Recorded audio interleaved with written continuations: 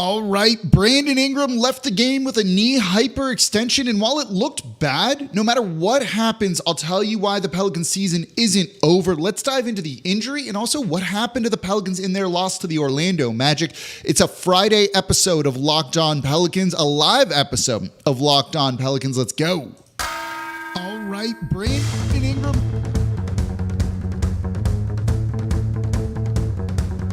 You are Locked On Pelicans, your daily New Orleans Pelicans podcast, part of the Locked On Podcast Network, your team every day.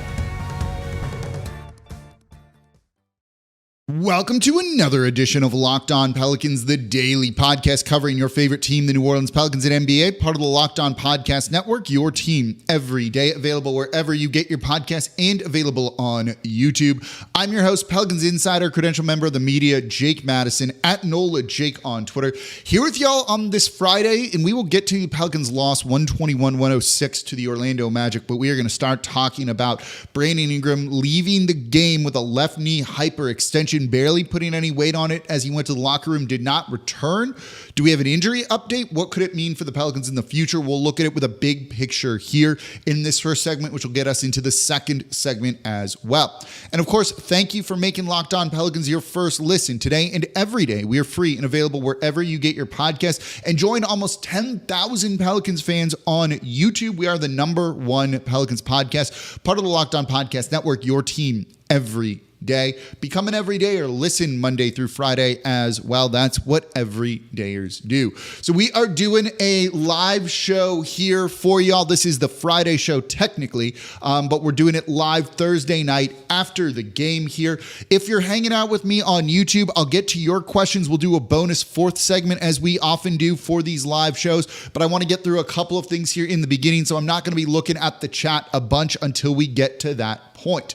And for all Pelicans fans, whenever and wherever you are listening to this, feel your feelings after that Brandon Ingram injury. One thing that I will say is we don't know the extent of it yet. We haven't gotten an update other than he left with a left knee hyperextension. Really as simple as that. There was a video of Jaron Collins. I saw Rod Walker of NOLA.com, the Times-Picayune, the Advocate, share this out of Jaron Collins, assistant coach, talking to head coach Willie Green, saying left knee hyperextension. That's all we really know right now. We don't know if it's season ending. He could be back, I doubt it, tomorrow, but he could be. We literally don't know anything. And admittedly, it looked bad, right? Like it looked bad. Oh, by the way, I should also mention this episode is brought to you by Prize Picks, the easiest and most exciting way to play daily fantasy sports. Go to prizepicks.com/LockedOnNBA and use code all lowercase LockedOnNBA for a first deposit match up to $100. So the injury looked bad. You know, he was being helped off with teammates. He was able to put a little bit of weight on it, it looked like, but not a ton of weight. And that is a really big deal. That's not an encouraging sign. If he had just walked off, that would be one thing. But we literally don't know anything here. So because of that, I don't want people to jump to conclusions and things like that right now, because we'll find out more. And when we know more, we'll do the show and maybe a live show kind of getting into all of this here. So let's not overreact too much yet, but admittedly, it didn't look good. And I'm sure this is bringing back a lot of PTSD for Pelicans fans. Right as they were kind of cruising, an injury to their best player, their second best player, Brandon Ingram, kicks in. It reminds us a little bit of the DeMarcus Cousins injury a couple of years ago with the ACL injury going on a hustle play, right? So it's unbelievably disappointing. But here's what I want to say. The only thing I really want to say too much about this right now, again, because we don't know, is the season isn't over. You know, I didn't think this team was going to potentially win a title anyway, so I don't think they have no chance at it now. I thought I wanted just to see him in the playoffs. It's a blow to that part, and I'll get into that in a second here. But there's still 13 games left to go in the regular season. There's still things to play for. And if you're one of the people screaming the season's over, you're doing a little bit of discredit to the rest of these guys that have things to play for the rest of the team that does have things to play for. They have objectives they want to achieve. They want to win games. They're going to try and be the next man up and do whatever they can to continue to help this team with that. And this team's strength, one of them, has been their depth. Right? Assuming BI is out for some period of time, we assume it'll be Trey Murphy stepping into the starting lineup. I think they can be okay. Trey Murphy is not Brandon Ingram. There's no replacing Brandon Ingram, particularly because Brandon Ingram has been playing some amazing basketball over these past couple of weeks where he's been more of a facilitator. He's giving such an effort and been good defensively. We even did a show about that as well. This, no matter what, is going to be a big blow, but there are still things to play for. I want to see this team in the postseason, even if it's just for fun, right? That's what I want to see. I will say this. What this really does hurt is your chance to, what this potentially hurts, right? What this potentially hurts, because again, we don't know the extent of the knee injury here, is seeing Brandon Ingram and Zion Williamson in the postseason. That was one of my stated objectives for the team. What I wanted to see was those two guys in a playoff series, how they interact, how they handle defenses, are they able to score, how they play defense, so that you can kind of evaluate all of this going into this offseason and know the moves that you need to make. This could potentially, I'm going to stress that again, impact that because we don't yet know for sure. But this team is good. They've been good. They are also 4-2 this season without Brandon Ingram. They are capable of winning games. I don't think this is a team that's necessarily, they could, slide into the play-in tournament, get bounced out, and we don't get to see them in the postseason at all. They're capable of winning very many games still, as they have proven and done so far this year. But if he is out for an extended period of time, obviously it's going to be a setback. It's going to be something that hurts this team and their overall talent level, the ceiling for this team and what they're going to be able to achieve, and we'll have to just kind of talk about it and adjust accordingly if that's the case. But it was not fun to see that happen. I know we're all just hoping for the best. That's really all we can do until we get an update from the Pelicans. I haven't seen anything, gotten anything yet. They're probably going to do some imaging.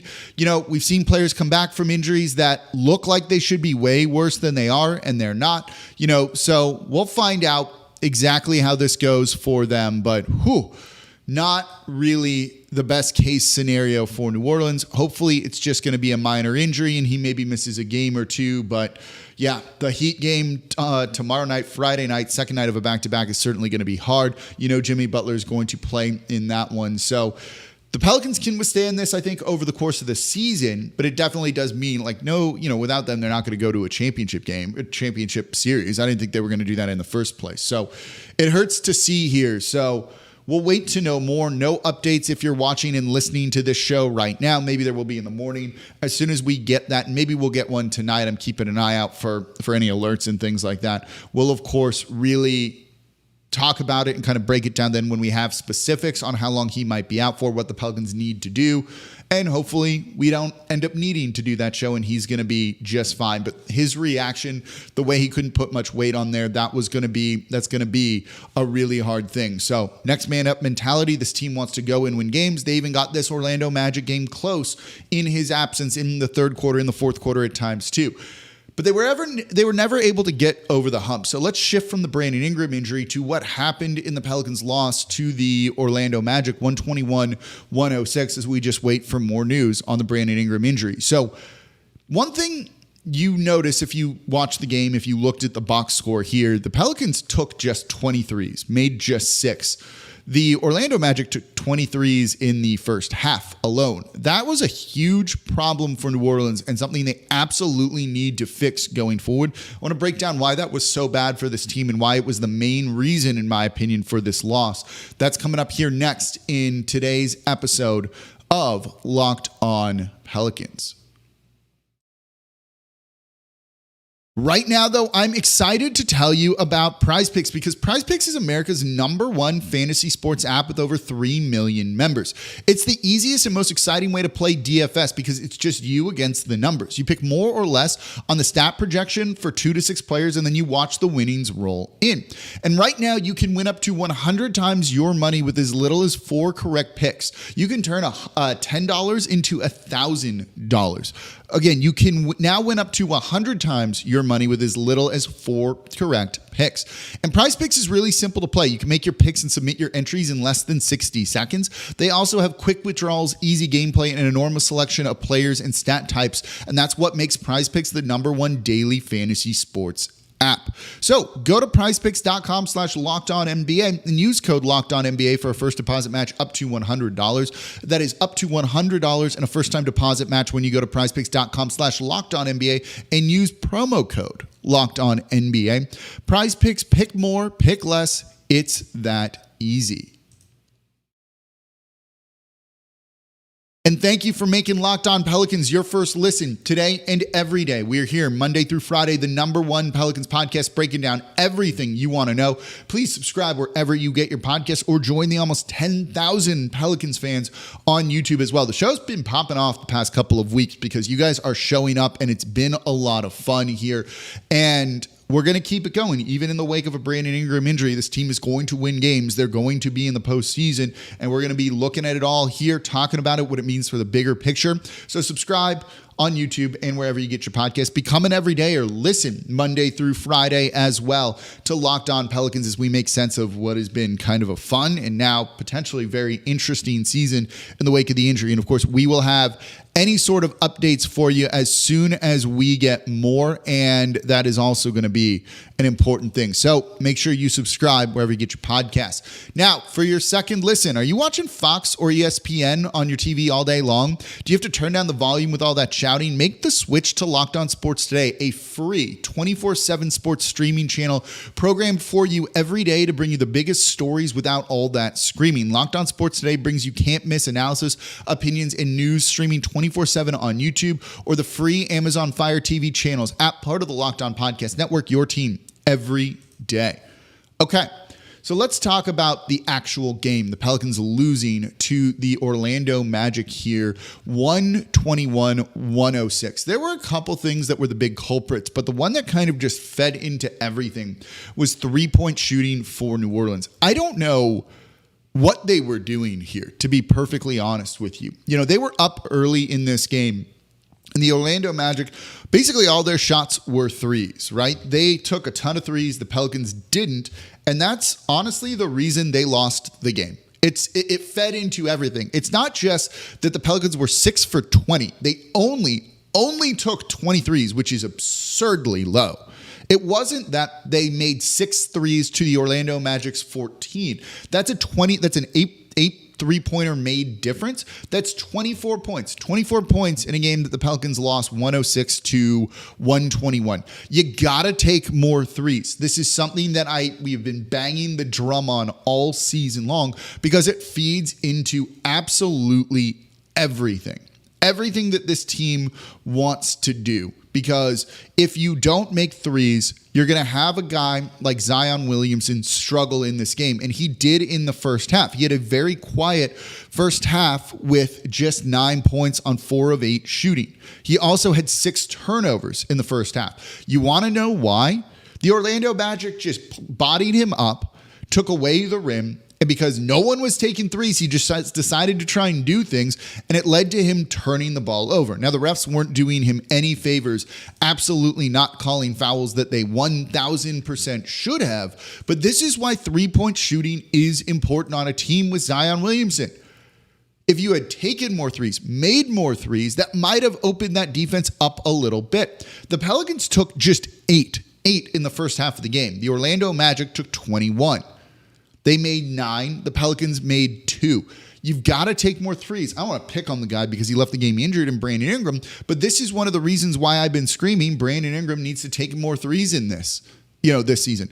He went 0 for 1 in a game where you have to take more threes. The Pelicans need to figure out a way to generate those shots because otherwise your offense just completely falls apart. And this is something that we've said here, right? I see you. In the chat right there. That is a good shirt. This is something that we've said all season long, that if you're missing shots, teams can get those rebounds and run against you. And now they're scoring in transition. Those are easy points. The Orlando Magic are not a good half-court team whatsoever, but they were able to get out enough and run. And then when you're doing that, the Pelicans now have to inbound the ball and they're going against a set defense and they're not able to get out and run themselves either. So that is a big part part of what happened in this one. The lack of spacing here absolutely just killed this team in the first half. They needed to take and ideally make more 3-pointers in the first half in this entire game to just open things up and then let Zion cook.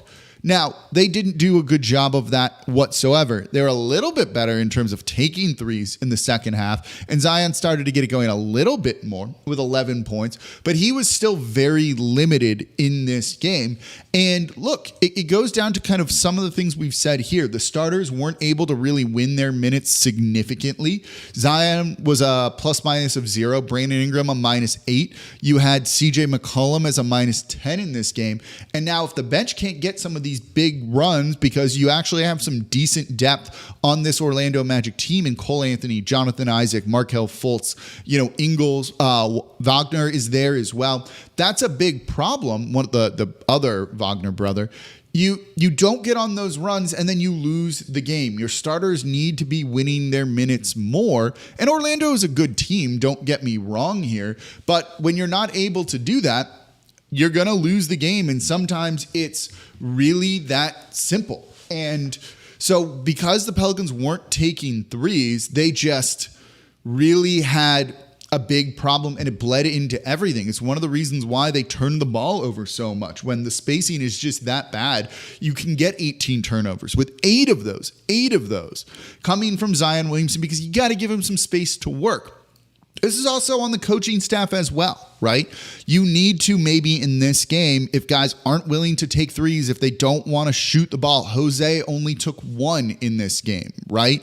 He played big minutes. Larry Nance Jr. didn't take any. Najee took just 2. Brandon Ingram just 1. Herb Jones took just 1. CJ only took 6. Trey Murphy only took 5. Put guys in that are willing to shoot. I don't love the idea of making knee-jerk reactions and big changes when what you've been doing is winning, right? Like I've repeatedly said that. Don't fix what isn't broken, and this team hasn't been broken. But in a game where it's one thing if you're missing the shots. I don't think you need to put guys in if you're just missing the shots. But if you're not going to take them at all, that I do think is a really big problem, and that's not what I like at all to see. So guys that are willing to shoot, gonna move and get open. You saw a lack of off-ball cutting, a lack of off-ball movement for the Pelicans in this one, and it led to things just being an absolute mess offensively. That's gonna lead to turnovers. That's gonna lead to Zion being a little bit bottled up. They need to figure that out. If Brandon Ingram comes back, right? He's got to take more threes. That's not going to work. We'll get into this in the next segment a little bit more too. The center position could be a problem, and against a guy like Banchero and some of the other players here, in Wendell Carter Jr. and some others, that can hurt a team like the New Orleans Pelicans. But really, their bad offense led to some really bad defense here and led to just easy shots and things like that for the Orlando Magic. I want to get specifically into the defense, the pick and roll defense, how that relates to the open 3-point shots and everything that they were hitting, taking, and making because the Pelicans struggled with that. We'll look at that in the next segment here. But again, to me, if the Pelicans are going to do anything in the postseason, Brandon Ingram or not, right, they need to absolutely go out and take more threes. 20 is terrible. Like, I don't understand how you can do that in today's NBA. Like, I don't understand that just at all. Like, that one just kind of blows my mind that you only took 23s. The worst team in the league in terms of 3-point attempts per game is the Los Angeles Lakers. They take 31. You took 11 less than that, 11 fewer. There we go. I know what I'm doing. Fewer than that. That's absolutely unacceptable and not something that you can do at all. So take more threes, or play the guys that are going to take more threes. Look, if Brandon Ingram's out, that's going to mean a guy like Hawkins or Dyson Daniels are going to get in more minutes and into the lineup. You need those guys, even though Dyson's not a shooter, to take threes. We know Hawkins certainly will, so that's at least a good thing. The Pelicans this season, by the way, 32.2 3-point attempts per game. They took 20. What are we doing here? They need to figure that out. It led to all of the bad offense, which then fed into worse defense. But the Pelicans weren't good defensively, even when they were in the half court and not getting, killed in transition and other things. So coming up next, let's talk about that. And then we're going to do the more interactive live show here. And answer your questions. We can talk more about the Brandon Ingram injury, all of that. That's coming up here next in today's episode, a live episode, post-game show of Locked On Pelicans. Right now, though, I'm excited to tell you about eBay Motors, maybe my favorite sponsor we have on here because I use them all the time. Passion, drive, and patience. It's what brings home the winning trophy. It's also what keeps your ride or die, your vehicle alive. eBay Motors is everything you need to maintain your vehicle, and I work on all of my cars, and I order all of my parts for eBay Motors. You can also level it up to peak performance, whether you want a supercharger, make it go faster, roof rack, make it more add more utility to it, LED headlights so you can see better, exhaust kits, make it sound louder and more awesome. Whether you're in a speed, power, or style, eBay Motors has you covered. And with over 122 million parts for your number one vehicle, you're always going to find exactly what you're looking for. And with eBay's Guaranteed Fit, your part is guaranteed to fit your ride every time or your money back. Recently, I've ordered a radiator for a 50-year-old car, a window for the same car, I redid all of the brakes on that car. Anything you need, they're going to have it, and it's going to fit. Because with eBay Motors, you're burning rubber, not cash as well. So with all the parts you need at the prices you want, it's easy to turn your car into the MVP and bring home that win. Keep your vehicle alive over at ebaymotors.com. Eligible items only. Exclusions apply. eBay Guaranteed Fit only. Available to U.S. customers. And thank you for making Locked On Pelicans your first listen today and every day. We're here Monday through Friday, the #1 Pelicans podcast, breaking down everything you want to know about this Pelicans team. Subscribe wherever you get your podcast. Join almost 10,000 Pelicans fans. We don't cover anything else here. I don't even really talk general NBA on here because you want to know about the Pelicans. That's the only thing I focus on. So subscribe, tell a friend about the show, get them clued into what's going on. We can get them knowing what's going on with the Brandon Ingram injury, why this team has been good, and why this season, even with this injury, whatever it is, the season's not over. They've got things to play for. We'll be talking about it here on Locked On Pelicans. So let's wrap up this part of the show talking about the loss to the Orlando Magic, because that is something that the defense was just atrocious in tonight. Now, part of that was those turnovers that the Orlando Magic could get out and run as teams do, because that's what happens when you have a live ball turnover, and the Pelicans were very sloppy in this game, just looked a little bit off. And look, those games happen. Those games happen. You can't take every loss as, I don't want to say end of the season here because of the Brandon Ingram injury with this all, but you're allowed to lose games. Even the best team in the league loses games, right? That's going to happen here. Boston has 14 losses. Pelicans have more. But the next closest team still has 20 in the Oklahoma City Thunder, right? The Pelicans only have 7 more now after this one. So they're still in a fine spot. They're still a good team. The season is not over even remotely. But the defense in this one struggled. And this is something you've seen in other losses for the Pelicans too. Pick and roll heavy teams like the Orlando Magic, the Cleveland Cavaliers, that last loss was also really one of them as well. They do a very good job of beating New Orleans because they do struggle a little bit in the pick and roll. Part of that is the Pelicans' defensive scheme is just predicated around switching, right? If a big man comes and sets a screen, the Pelicans don't go around that screen. They just put the big man on the guard or the guard on the big man. And in this one, it meant they were switching a guard or a wing onto Paolo Banchero. That dude's good. Banchero is really, really good. He just had an easy 20 and he had a triple-double, 20, 10, and 11, right? When he would get that ball in the pick and roll situation and attack the basket, Pelicans kind of collapsed on him. One thing they want to do is take away shots at the rim because they're not great at rim protection. Rim deterrence is fine, but rim protection is not. So let's keep him out of the paint, right? Push him away, send another guy over to him. Well, now your defense is rotating, and rotating defenses, if there's good ball movement, can absolutely get burned, and they did. The Orlando Magic had 33 assists in this one, and oftentimes the ball was getting sent out to wide open three-point shooters because with enough ball movement around the three-point line, around the horn, you're going to end up having that. So Wagner in the starting lineup was 2 of 5. Banchero, when a small was switched onto him or sagging back, right, playing drop coverage, whatever it might be, was wide open from the three-point line, and he can take that shot. He was 2 of 5, right? Jalen Suggs was 3 of 8. Gary Harris, 1 of 2. They had multiple guys taking and making threes. 1, 1, 2, 3, 4, 5 guys made multiple threes. 1, 2, 3. 3 other guys made threes, right? They had 8 players make 3-pointers here. By comparison, New Orleans had just 2 guys make 3-pointers, CJ McCollum and Trey Murphy. Right? Like 2 other players attempted more than one, Matt Ryan in garbage time. So let's remove that. It was really just Najee Marshall who went 0 for 2. Everyone else took 1 or 0. It's not going to work. But you see them just running that pick and roll, and this is where Jonas Valanciunas hurts you. But I don't know if the Pelicans are really built to defend a team like this. The Orlando Magic are long, so when they do get the ball down low, the Pelicans are at a bit of a disadvantage there, particularly with Larry Nance Jr. and his minutes in this game were absolutely rough. So you have this situation where just, it's nothing good, basically. Just nothing good. You could chalk it up to an off night. You could chalk it up to Orlando being a bad matchup. And look, the Pelicans all have a chance to get revenge. They play them again later on in the season here. I forget exactly when that game is, but there's a chance here to try and beat them. But I don't know. It's weird that they have historically had trouble with the Orlando Magic. Back next on April 3rd.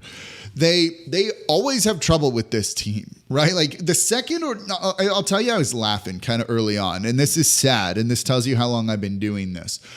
Early on in the game here, the Orlando Magic were just nailing wide open threes. And I see on Twitter, and it's like, oh, they'll regress to the mean, right? They can't stay hot all night. You want me to tell you what a team playing the Pelicans can do? They can stay hot all night. Trust me. I've been covering the team for like 12 years now. I've been doing this podcast. This is my 6th or 7th season. I forget. I'm like basically one of the original hosts of the Locked On Network, which is huge now. I have seen thousands, probably about 1,000 Pelicans games, something like that, since I've just been covering them, right? Maybe it's more than that too.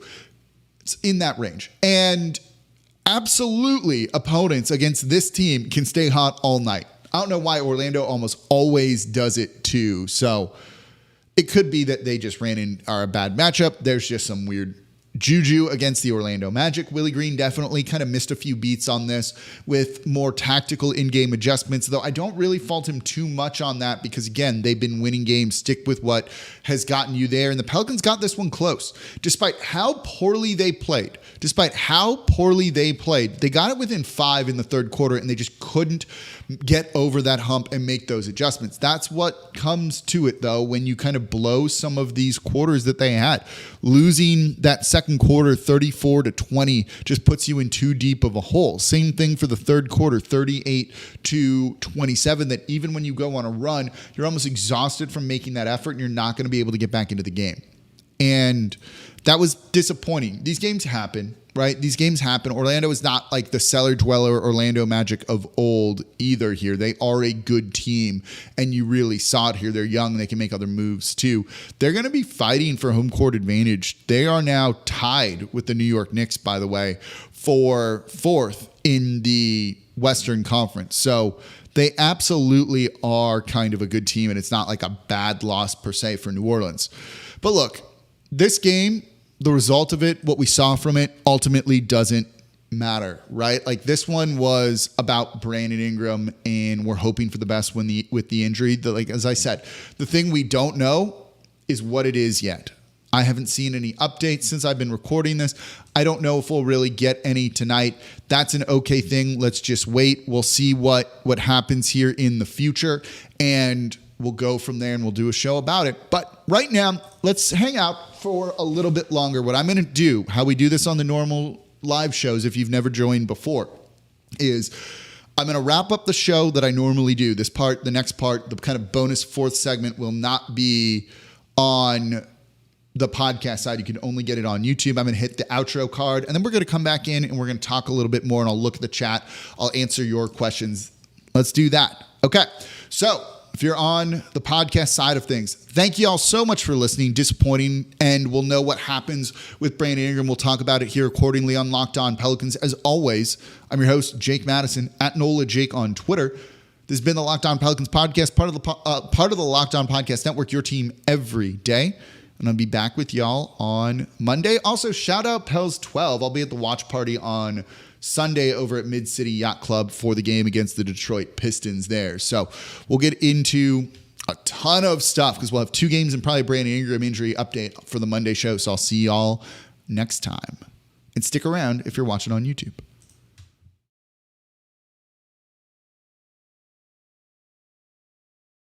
All right, we're back for the bonus part of Locked On Pelicans here after losing to the Orlando Magic. Look, we don't care about the game, right? Like the big thing here is Brandon Ingram and is he going to be okay and what's going to impact the Pelicans going forward.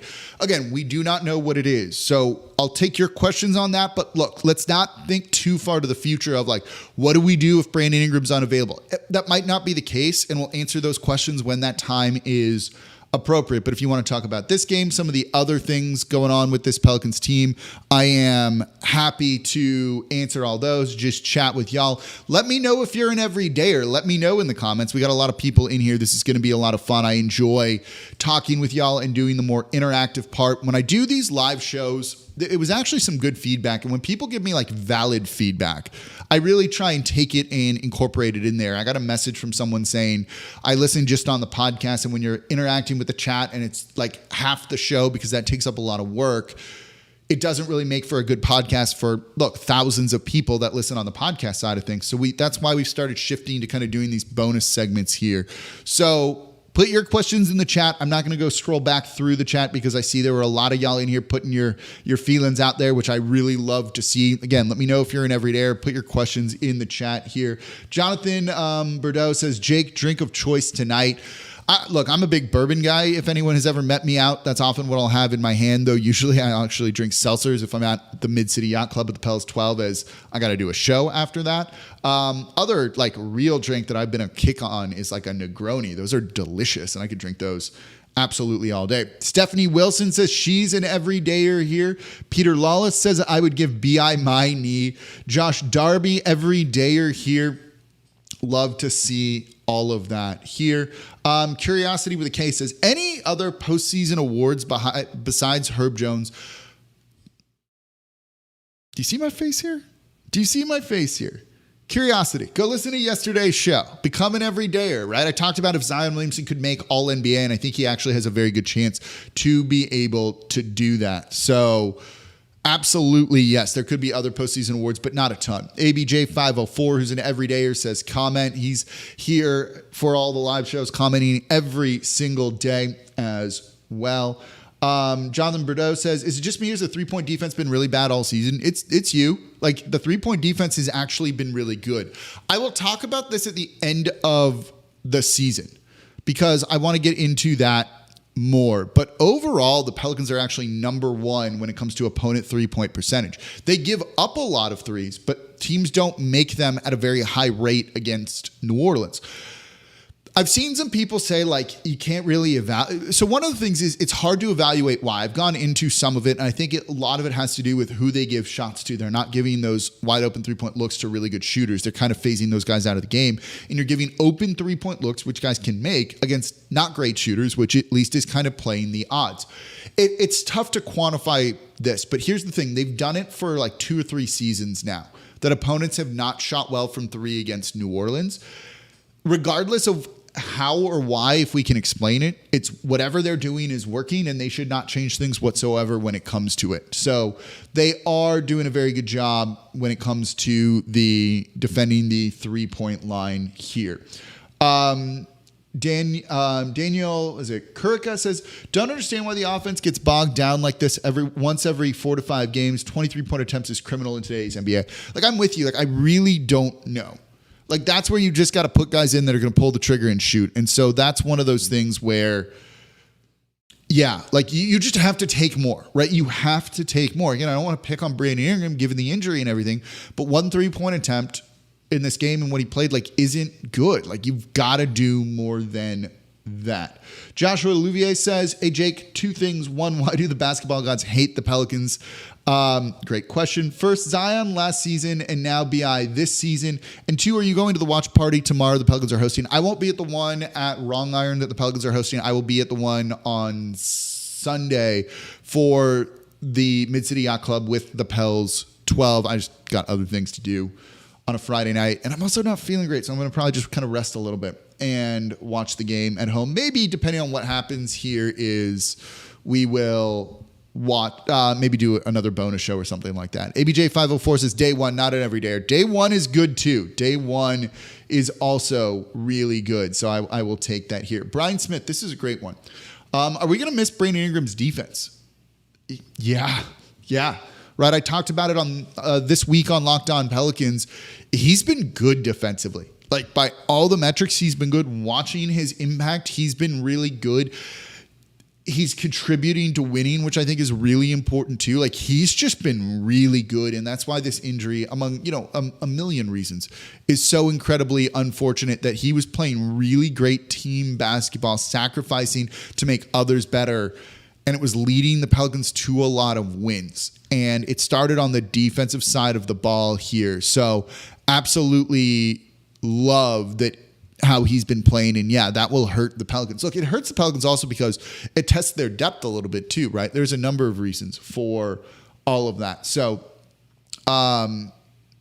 that is definitely something that's going to impact him.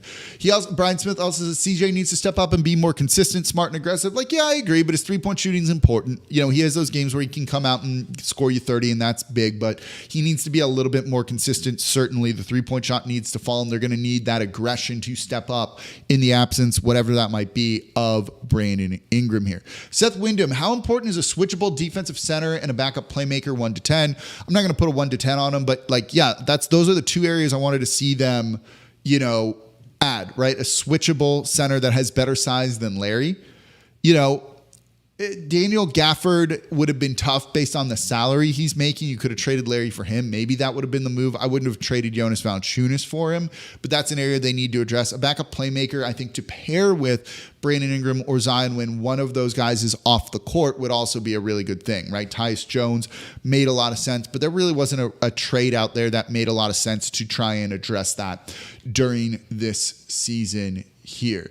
Kevin Byers says the longer to announce the injury, the scarier the injury seems. No, he's probably just going to get some imaging done, and we won't have that until they're just able to do that. I don't know. Not every NBA arena has an MRI machine in there, so it just kind of depends when they're able to do that. I think they'll get this kind of done pretty quickly, but here's the thing with it, and we'll talk about this in the future, right? Like, they don't do a good job of being transparent with injury updates. I don't think they really should or owe fans that either. Like, I truly don't. I know that's an unpopular opinion. You want to know what's going on with the team, but I think when it comes to injuries, don't let that stuff out. I don't want opponents to know anything or anything like that. It impacts trade value, other stuff like that. So them kind of playing things close to the chest with all of that, which they will do. So don't expect to really kind of understand what the timeline or things like that is. They can deal with the PR pushback, though they're always shocked with it still. I think that's definitely some of the things that to kind of keep in mind with this injury here. All right, couple of other questions, and then we're going to probably start to wrap up. As I said, I'm not feeling great, but I wanted to do this show here. Curiosity says he is an everyday. I appreciate that. And Zion, of course. Yeah, I really think it's Herb or Zion are the two guys that could get some postseason honors. I really don't think it's going to be anyone else here. Jammin says they need to capitalize on that first quarter momentum. What do you think, Jake? I don't think it's so much as capitalizing, but sometimes you've got to realize that it's something I say on the show a lot, right? Process over results, I think, is an important thing to really keep in mind with some of this. That first quarter where they were getting the points, that's great, but you weren't taking threes. You've got to realize that we're going to lose the 3-point battle if things keep going the way that they are, and make the right kind of adjustments. And that's what the Pelicans struggled with here. Look, when you're outshot by 24 from 3, keeping doing the same thing and kind of capitalizing on that momentum doesn't necessarily help you, right? It's realizing in the moment what's going on, how is this game going to go, and kind of making the right read and adjustment based off of that, or just keeping the energy level high. Maybe that's kind of what you mean by keeping the momentum going here. West Bank Rick, who's an everydayer. When Dyson Daniels comes back, who will lose time on the floor? I actually talked about this, I think it was in yesterday's show, maybe, or 2 days ago. I don't. Prior to this injury, I don't know if he would have been in the rotation. Again, if it's not broke, don't fix it. And the Pelicans haven't been broke. They've been winning games. I don't think you should change too much with that. But we'll see in the future. Now with this injury, depending on what it is, and again, we don't know, that could potentially change things here, and that's definitely not what we want to see. JJ Hurricane, I love this. This is fantastic. This is fantastic. Can I steal this? The last 3 times New Orleans made the playoffs, someone is always injured. Holiday in 2015, Cousins in 2018, and Zion in 2022. Was Holiday injured in 2015? Was that the year that he wasn't injured, right? He missed time with the personal stuff with his wife. Is that what it was in that year? I'm trying to remember. I can pull it up and look, but that was really interesting. That's like a fantastic comment with everything. Was Drew Holiday on that team? Yeah, he was. I can't even remember some of these years. That's going far back, man. Drew Holiday played in 40 games. So yeah, that was the year he missed time with his wife Lauren, I think, as she was dealing with some health issues. That's a great one though. That's a great thing to point out with big time players missing time. I'm going to steal that from you if that's okay. I'll give you credit on Twitter with that, but that's a really great one. Jim Clemmer says, Jake, my girlfriend and I are from the northern part of the state. If we come down to watch a game, can we buy you lunch?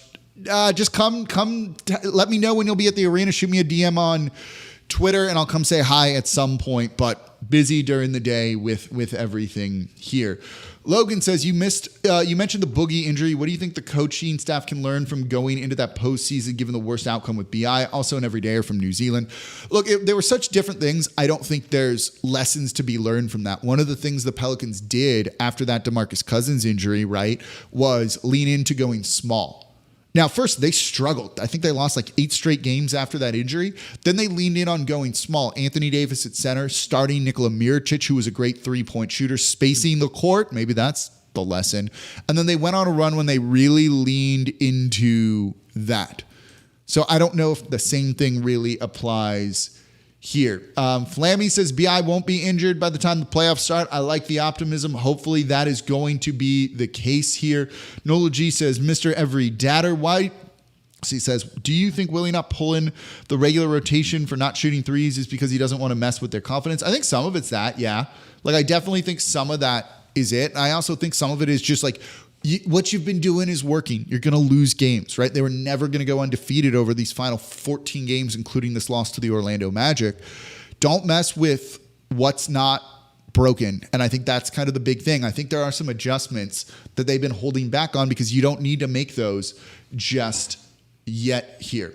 Do you think Willie Green should consider starting Hawk or Najee to replace BI for now? No, I think you start Trey. I think you start Trey. Maybe you could look at Hawkins, but I think you start Trey and get that 3-point shooting there. That's going to be the most important thing. West Bank Rick, what can the Pelicans do about the backdoor scoring? Play better point of attack defense and don't get into rotations and keep your head on a swivel. That could really help them, I think, a little bit too. JJ Hurricane says Pelicans focus on not letting the opponents get into the paint. If someone gets the ball under the basket, that's pretty much free points for them. I think that's some of it, right? Like some of it, they definitely struggle when they're down low. Part of that is JV's often out of position. If he's not out there, it's Larry Nance Jr. who's undersized. But you also have Zion kind of coming into his own as a defender and is helping with that a little bit here. So we'll see here. So we'll find out exactly what happens. Daniel Harris says, nah, man, this is the feeling like the season David West got hurt versus Utah and we lost to the Lakers. Didn't Emeka Okafor also hit like a crazy 3-pointer in that game? I was covering the team back then to win that one, right? As like time expired, I think. But look, they were competitive in that Lakers series. They lost in 6. And they made life tough. Chris Paul had an incredible triple-double in a home playoff game the first game that was really cool to see here.